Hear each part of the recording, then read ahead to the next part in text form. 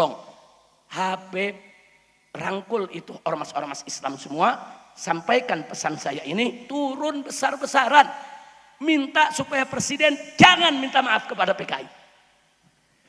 Saya terima amanat tersebut. Baik Pak Kiai, siap, saya akan jalankan.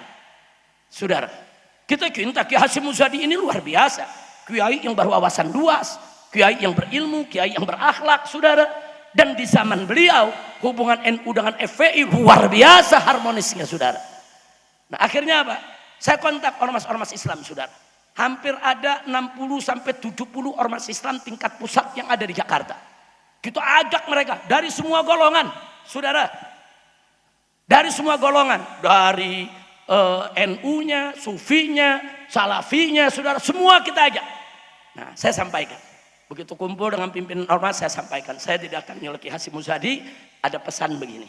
Nah, kan itu saya mau mengajak, yuk kita turun. Akhirnya sepakat, kami turun, ratusan ribu orang, hampir 1 juta orang. Kami berbaris dari parkir Timur Senayan sampai jalan kaki ke Bundaran HI, saudara. Saat itu yang mendampingi saya almarhum Kiai Haji Abdul Rashid Abdul Syafi'i. Kemudian masih ada almarhum Kiai Haji Muhammad Arifin Ilham, saudara. Beliau-beliau mendampingi saya, saudara. Jalan kaki, saudara, menolak dan meminta presiden jangan coba-coba minta maaf kepada PKI, saudara. Nah itu kita lakukan di awal Agustus. Dan alhamdulillah hasilnya tanggal 16 Agustus saat presiden pidato di DPR yang semula mau minta maaf kepada PKI tidak jadi. Nah, setelah itu saya dipanggil oleh Kiai Hasyim Muzadi, Habib saya mau ketemu. Nah, kita ketemu lagi, saudara. Nah, beliau mengucapkan terima kasih, kirim salam buat ormas-ormas Islam yang lain, dan beliau sampaikan di istana udah nggak ada lagi cerita-cerita minta maaf, tapi beliau pesan, tolong Habib perhatikan terus.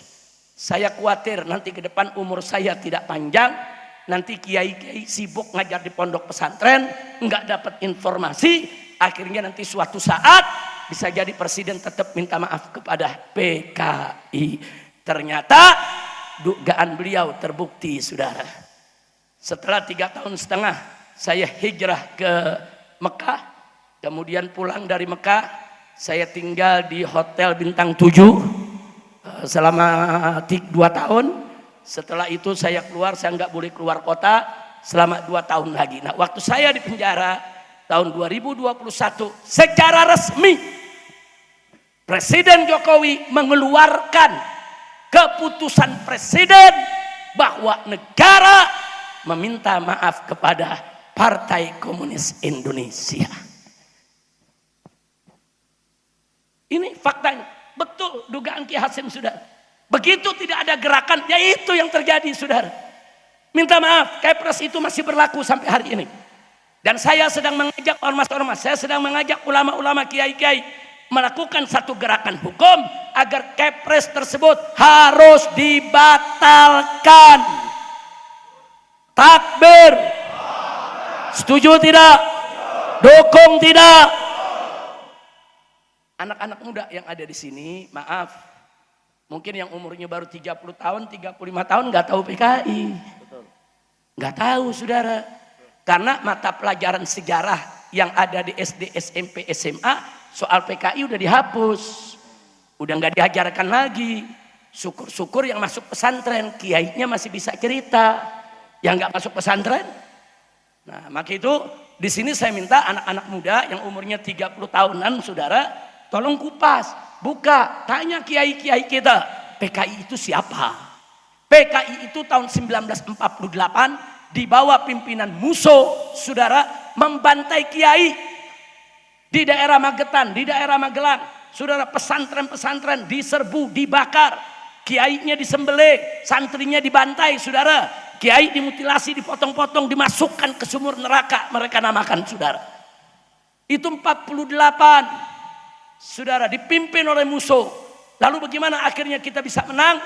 Saudara, tentara saat itu kalang kabut menghadapi daripada gerakan PKI di Madiun, di Madiun ini, saudara. Akhirnya apa yang terjadi? Saudara, tentara minta bantuan ulama dan para santri. Ulama dan para santri bangkit melakukan perlawanan. Jaga pesantren, jaga ulama, jaga kiai, dan alhamdulillah Akhirnya tentara dan umat Islam menang tahun 48 melawan PKI, saudara. Anda bayangkan kalau kalah. Kalau kalah, Indonesia ini bukan negara Pancasila lagi. Udah jadi negara komunis, saudara.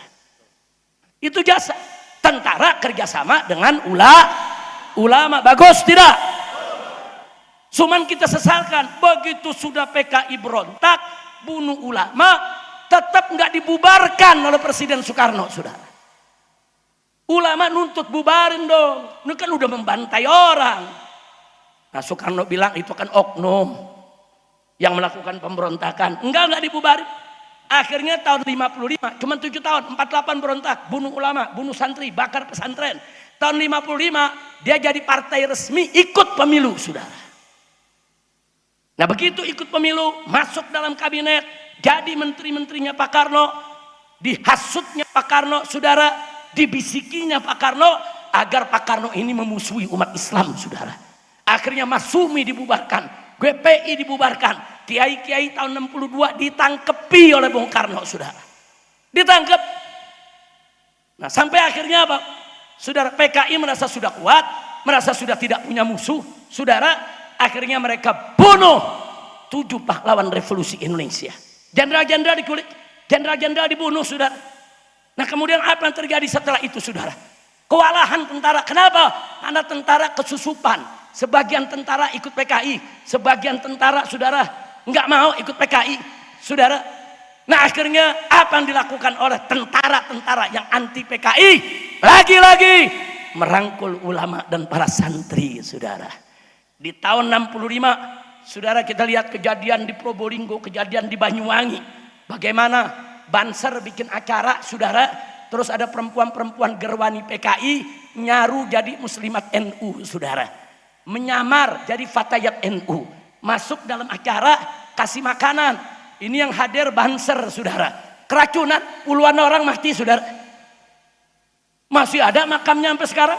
Silakan datang, saudara, di Banyuwangi. Akhirnya Banser marah, bangkit di Jawa Timur, perang melawan PKI di mana-mana, saudara. Dan alhamdulillah lagi-lagi dengan berkah dari Allah, saudara, tentara bersama ulama dan bersama umat Islam menang lawan PKI. Alhamdulillah. Nah begitu Orde Baru naik, memang Orde Baru anti PKI, saudara. Selama zaman Orde Baru, saudara, selama zaman Orde Baru, saudara, itu tidak ada PKI diberikan ruang untuk bergerak, saudara. Nggak ada PKI berani bergerak, saudara. Begitu masuk reformasi, PKI anak keturunannya bangkit, saudara. Mereka masuk ke partai-partai, mereka jadi anggota dewan, mereka jadi wali kota, mereka jadi bupati, mereka jadi, karena larangan udah nggak ada, saudara. Dan saat ini, saudara, ya mereka mulai bangkit. Nah, jadi saya hanya ingin mengingatkan di sini, kita tidak menuduh sembarang orang, saudara, sebagai PKI, tapi lihat aja dia punya motif gerakannya, modusnya. PKI dulu benci ulama, PKI dulu benci habaib, bahkan PKI dulu benci Arab, saudara. Bahkan PKI dulu kalau lihat kiai, sama lihat habib, mereka sebut kadrun, kadal gurun. Itu kadrun itu istilah dari zaman PKI, saudara. Luar biasa, dia musuhi, saudara. Nah sekarang saya tanya, sekarang ini ada gak kelompok, saudara, yang benci dengan ulama, yang benci dengan habaib, yang suka ngata-ngatain Islam, ada tidak? Yang suka mengarab-arabkan Islam, ada tidak? Yang suka mengarab-arabkan jilbab, ada tidak? Yang suka mengarab-arabkan kaum santri, ada tidak? Perkis modusnya seperti PKI, walaupun mereka nggak pakai nama PKI lagi, saudara. Tapi ideologinya, pahamnya, ismenya, gerakannya sama dengan gerakan PKI, saudara. Maka saya ingin ingatkan kepada semua masyarakat, jangan terprovokasi, jangan mau ikut-ikutan. Kalau ada ngajak-ngajak, yuk ada Kiai Fulan mau ceramah, yuk kita tolak. Ada Habib Fulan mau ceramah, yuk kita tolak. Hati-hati, itu gerakan PKI model begitu, saudara. Jangan pakai alasan karena ini keras, karena ini nanti dibikin gaduh, karena ini nanti intoleransi. Bohong, itu semua fitnah, saudara. Habaib dan para kiai akan tetap bergandeng tangan, akan akan tetap berjuang bersama untuk menjaga NKRI yang berdasarkan Pancasila dan Undang-Undang Dasar 1945 yang bersemboyan Bhinneka Tunggal Ika, yang punya bendera merah putih. Kita akan terus menjaga dari siapa saja yang ingin merongrong republik ini. Betul? Siap ikut ulama, siap ikut habaib, siap bela agama, siap bela negara, siap bela NKRI. Takbir! Hidup Islam, hidup Indonesia, hidup rakyat. Takbir! Jadi jangan kendor semangat kita. Begitu saya mau tanya sekali lagi, siap bersatu semua? Udah jangan mau kita diadu lagi. Setuju? Nah, maka lihat sekarang, saya cintanya kepada Kiai Ahmad, Masya Allah, saudara. Hari ini sebetulnya saya enggan keluar dari Jakarta. Saya sudah beberapa hari yang lalu udah 2 kali dirawat di rumah sakit. Saya pikir saya udah nggak mau ke Tegal lagi. Saya pikir nantilah saya kirim pengganti salah satu mantu saya. Tapi entah kenapa rasa cinta saya kepada beliau. Dan ini juga menjadi magnet dari beliau. Karomahnya beliau. Saya udah capek, udah nggak mau jalan. Tapi depan muka kayak ada muka Ki Ahmad ya. Habib kenapa sih nggak datang? Habib kenapa sih nggak datang? Ya udah ketinggalan lah. Tapi alhamdulillah sampai di sini Allah kasih